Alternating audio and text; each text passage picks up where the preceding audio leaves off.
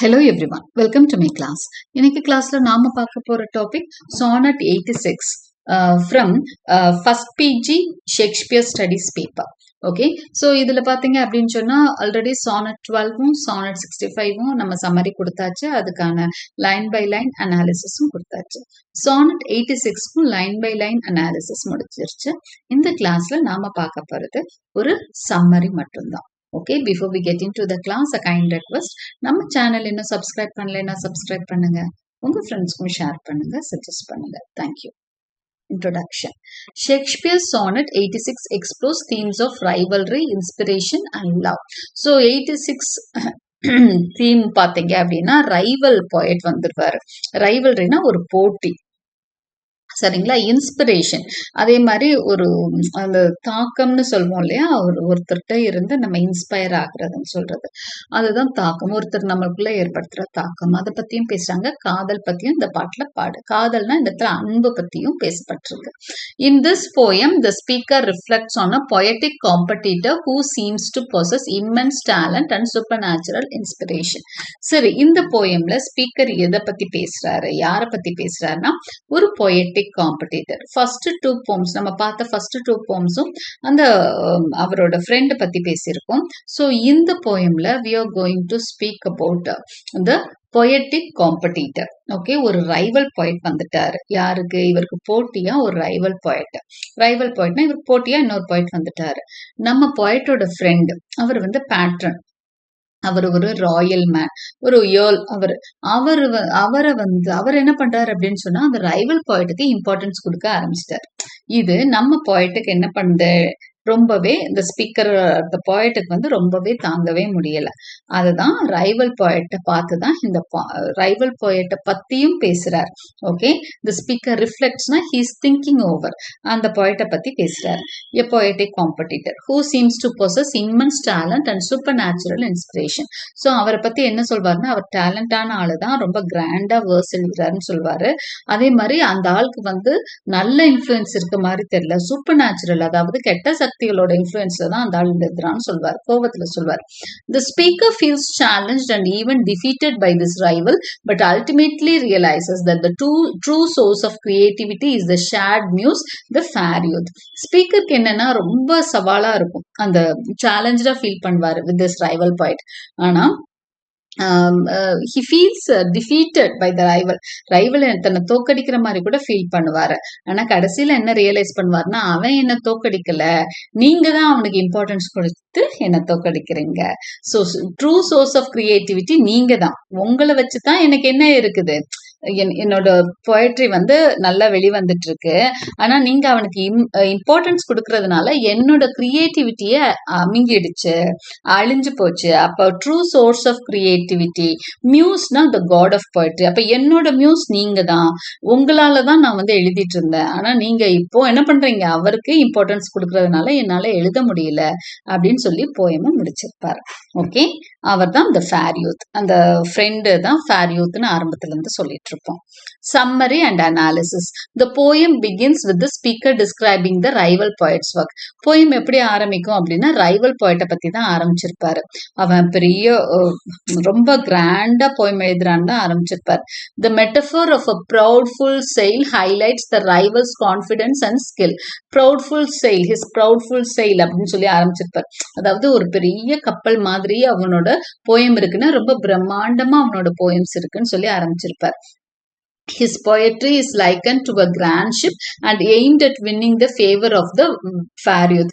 இந்த அளவு கிராண்டா அவர் எழுதுறதுக்கு என்ன காரணம்னா, fair youth, இவரோட பேட்ரன் இருக்கார் இல்லையா, WH, அவரோட ஃபேவரை வின் பண்ணணுங்கிறது தான் ரைவல் போயட்டோட நோக்கமா இருக்கு.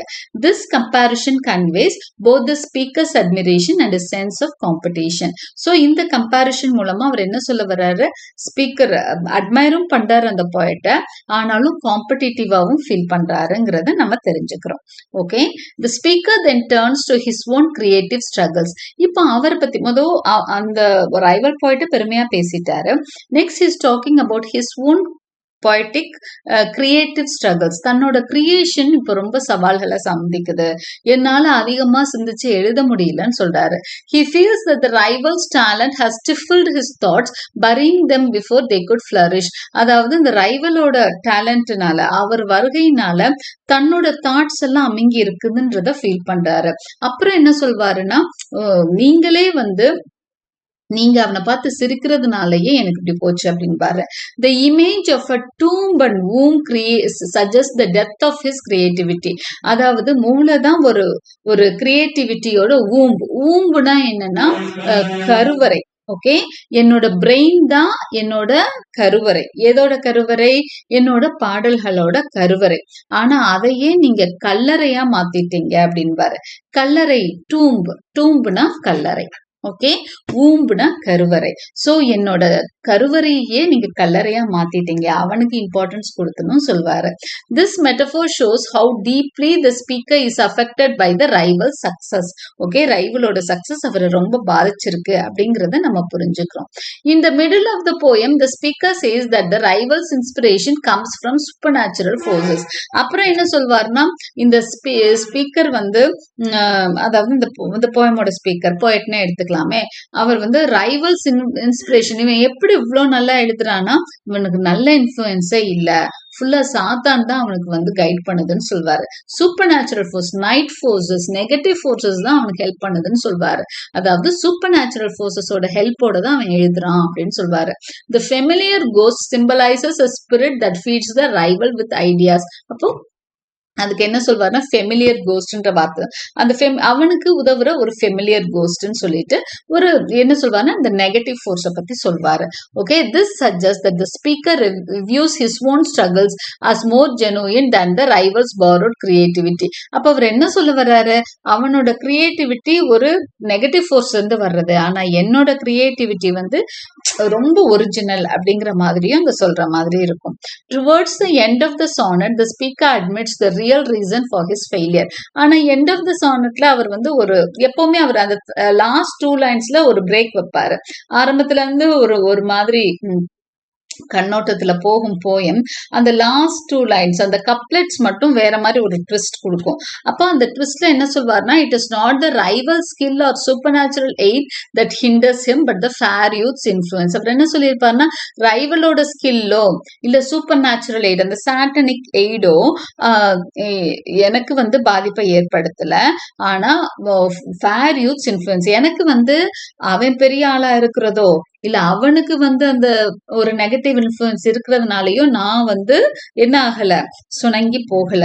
ஆனா நீங்க வந்து அவனுக்கு கொடுக்குறீங்க பாருங்க இன்ஃப்ளூயன்ஸ், நீங்க அவனுக்கு இம்பார்ட்டன்ஸ் கொடுக்குறீங்க பாத்தீங்களா, அதுலதான் என்னோட பொயட்ரி அழிஞ்சு போகுதுன்னு சொல்வாரு. The rival success comes from the youth's countenance which inspires his poetry. இப்ப ரைவலோட சக்சஸ் எதுல வருதான்? யூத்தோட கவுண்டனன்ஸ்ல தான் வந்துட்டு இருக்கு.